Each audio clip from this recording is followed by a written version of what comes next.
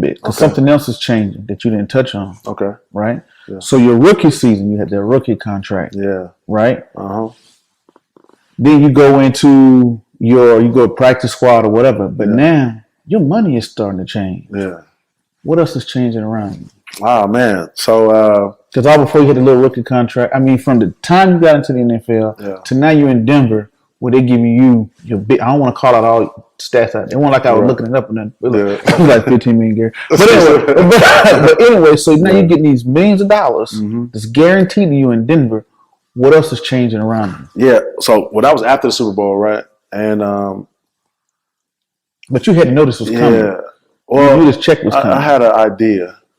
I knew it was a possibility, and then it came. And then once the money came, it was a lot came with it. You know, a lot came with it as far as, you know, I guess I felt more responsibilities, you know, with family and now I can have opportunity to buy more things, right? So I bought a house. I bought my mom a house. I bought a car. But before this point, you had enough money to do all that anyway, right? Yeah, but I was looking long term because I looked at my account and I was like, okay, cool. I got enough money to do it, but I don't know when, because of my experience in Jacksonville, I don't know when I'm going to get cut. I don't know when I'm going to get hurt. I don't know when anything's going to happen. So let me hold on, you know, until I know I got some more security.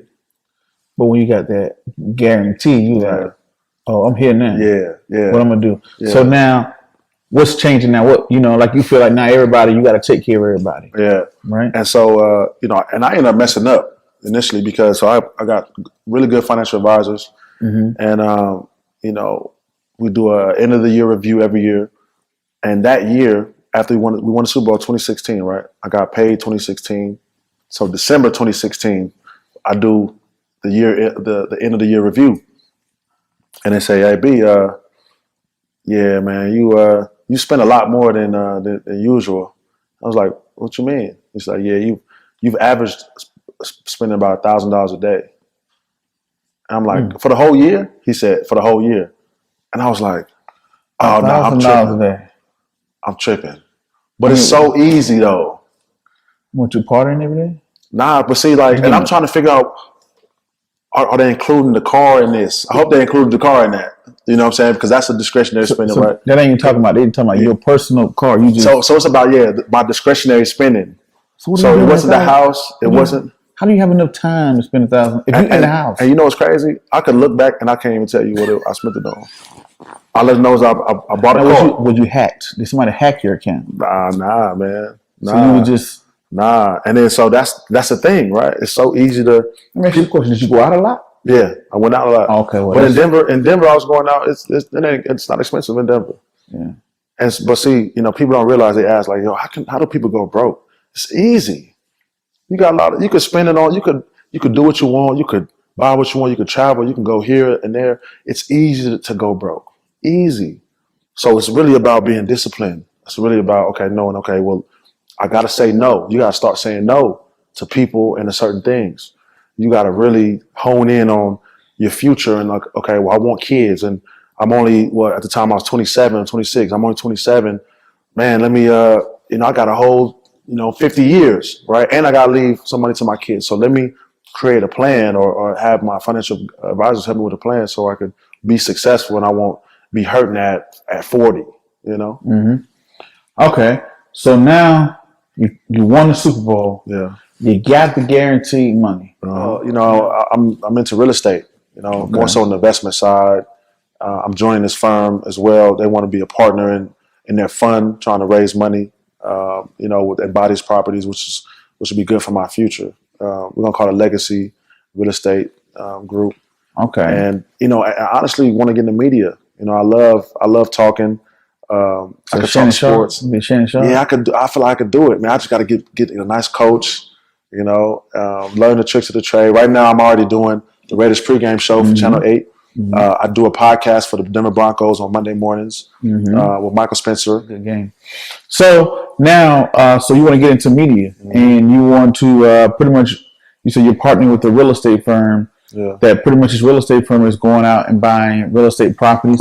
Is it a particular area or? Well, it depends. You know, we just was looking at properties in Phoenix, you know, Texas. It just depends on where the best deals are.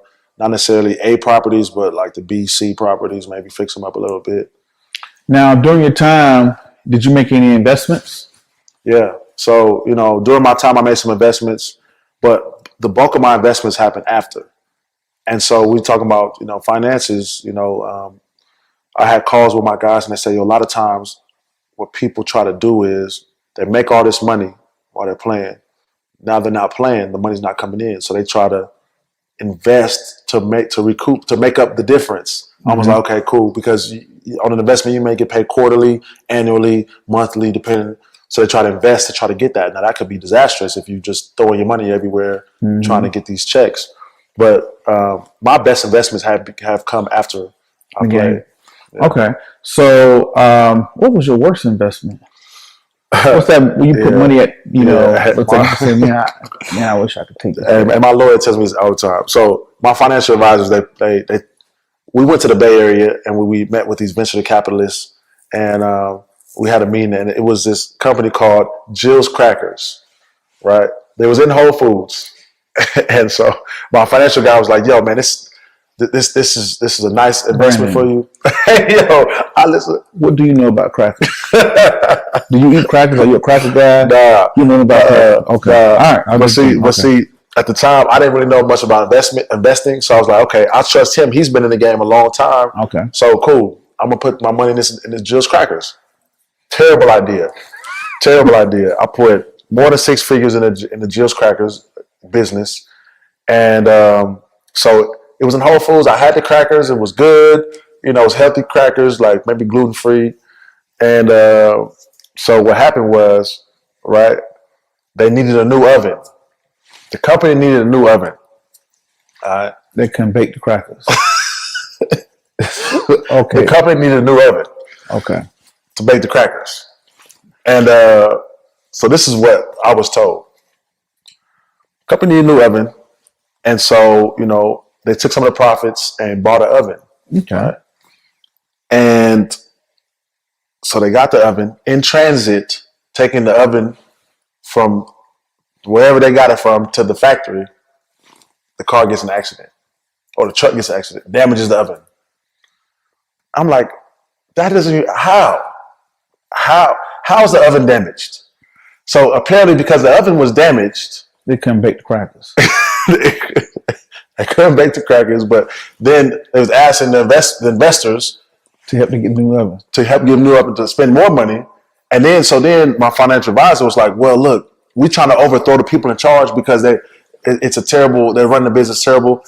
My financial advisor was going to head the project. And it was bad, bro. Okay.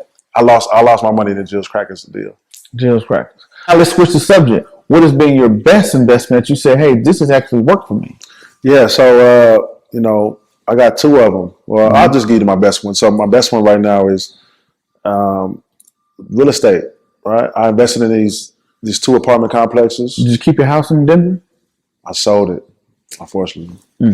I made a good profit, but I missed it. I do miss that house. So it's this apartment complex that's Did you at least keep the Connect 4 pieces? Oh, yeah, I got the Connect 4. So it's somewhere else over there. That's right there. That's right about Since you say you're unbeatable. I'm nice at Connect 4. I can go ahead and all right, okay. We can see what you're talking about there. All right, okay. So now you sell your house in Denver, making profit. What made you sell it? Why not rent it?